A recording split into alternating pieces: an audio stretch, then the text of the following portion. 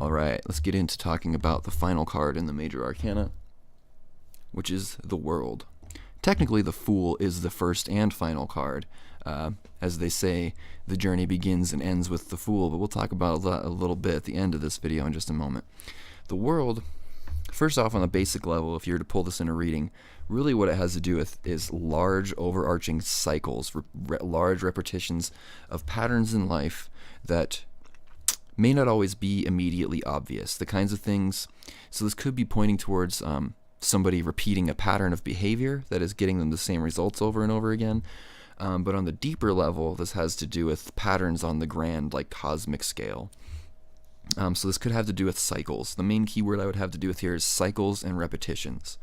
Now, on the deeper level, which is, you can kind of see where this relates, it has to do with the idea of this, going through this journey of the Major Arcana, going from the Fool, which knows nothing basically, and up through all these different cards and all these different states of awakening, to finally get to this point where one becomes one with all that is, with the universe. One becomes the world.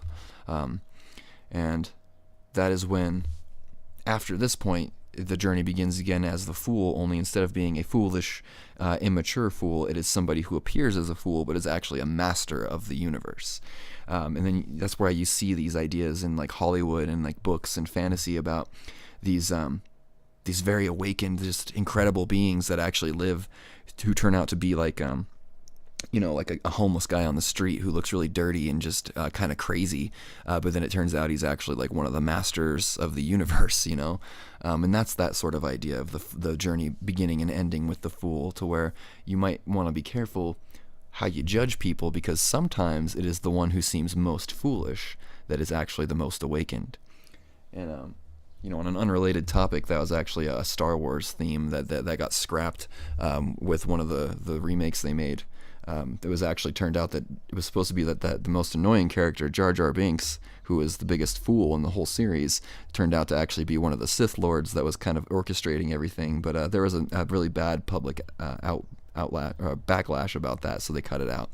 And I know that's kind of off topic, but it does relate. It's the same idea. It's like the one who seems like they might just be a bumbling idiot might actually be that one who's already been through this whole process and just knows and is doing things from behind the scenes. So that pretty much covers all of the Major Arcana here.